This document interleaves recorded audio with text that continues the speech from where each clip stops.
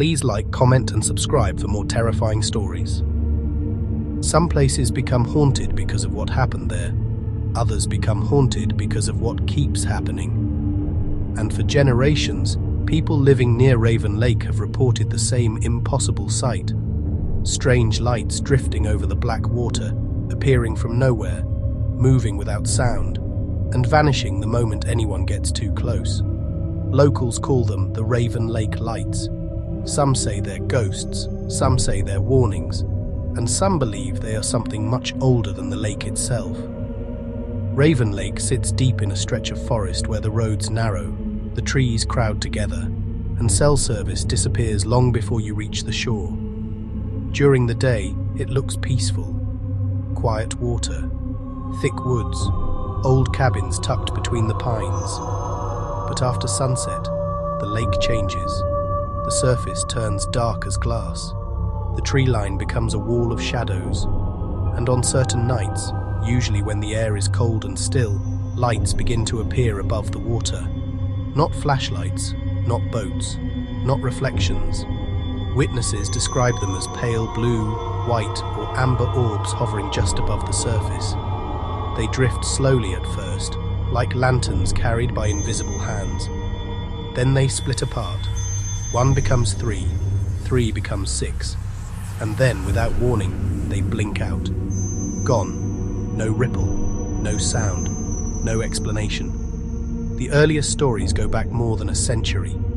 According to local law, Raven Lake was once called Blackwater Basin. Before roads cut through the forest, before vacation cabins were built along the ridge, the area was used by trappers, loggers, and travelers passing through the wilderness.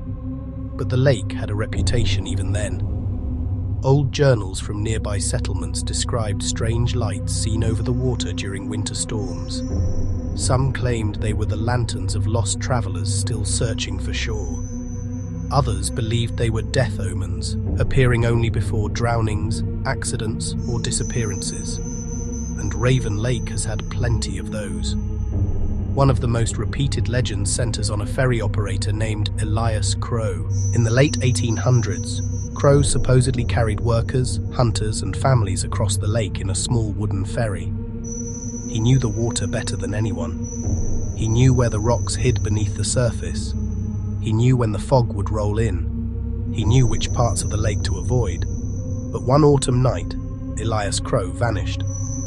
The story says he was seen rowing across Raven Lake after dark, carrying a lantern at the front of his boat. Fog had settled low across the water, and people on shore watched the glow of his lantern move farther and farther out. Then the light stopped. It hovered in the mist, and then it sank. The next morning, searchers found no boat, no body, no broken oars, nothing. Only his lantern was recovered, floating upright near the center of the lake, still dry inside. After that, the lights began appearing more often. At first, people thought they were seeing Elias Crow's lantern, a single glow moving across the lake on foggy nights. But as the years passed, the sightings changed.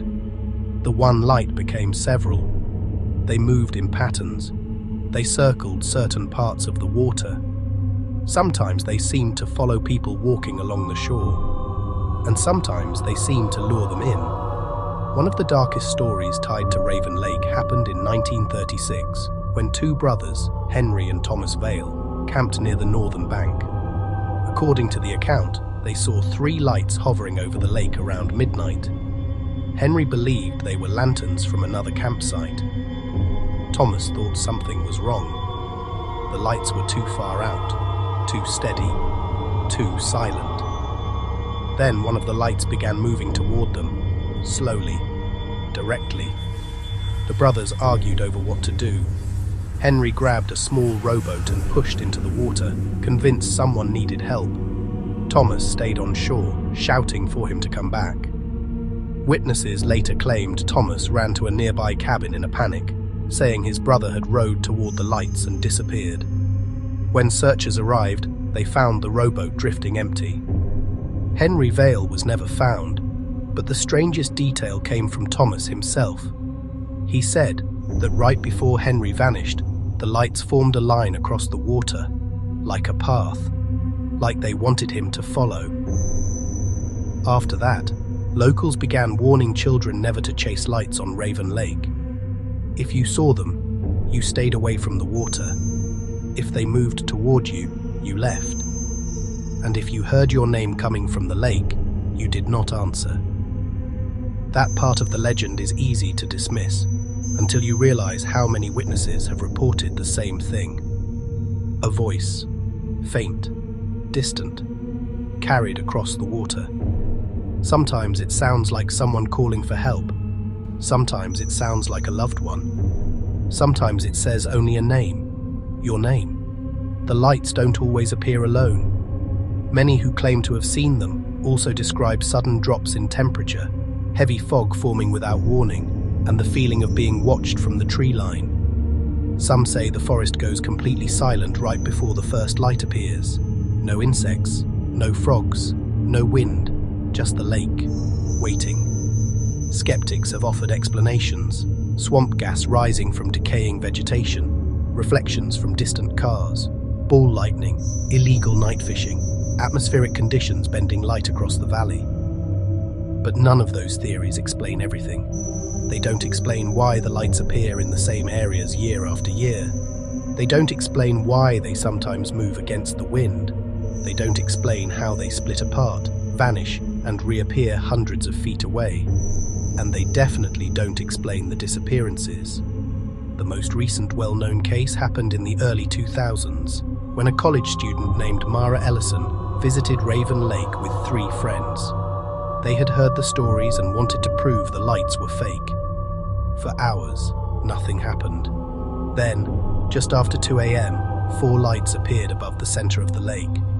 Mara's friends later said she became fixated on them. She stopped talking, stopped responding. Then she walked toward the shoreline, as if she were listening to something no one else could hear. Her friends pulled her back. That's when all 4 lights reportedly went out at once. For a few seconds, the lake was completely dark. Then 1 light appeared again, this time much closer. Mara screamed, not because of the light, because according to her, standing beneath it was a figure, a man in old clothing, soaked from head to toe, holding a lantern. The friends ran back to their car and left. Mara refused to speak about what she saw for years. But later, she allegedly told a local researcher that the man wasn't looking at her. He was looking behind her, as if something worse had followed them out of the lake. That detail changed the way some people understood the legend. Maybe the lights aren't ghosts. Maybe they're warnings. Maybe they appear when something beneath Raven Lake is active. Some versions of the lore claim the lake is bottomless. Others say an old settlement was flooded beneath it, leaving behind foundations, graves, and roads now buried under black water.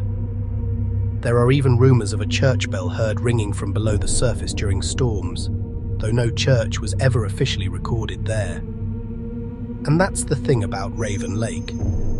Every answer creates another question. Why do the lights vanish when approached? Why do they seem aware of people watching them? Why do so many sightings involve names, voices, and figures near the water?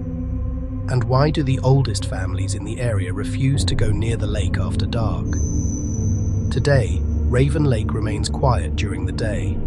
Fishermen still visit, hikers still pass through, cabins still sit along the ridge.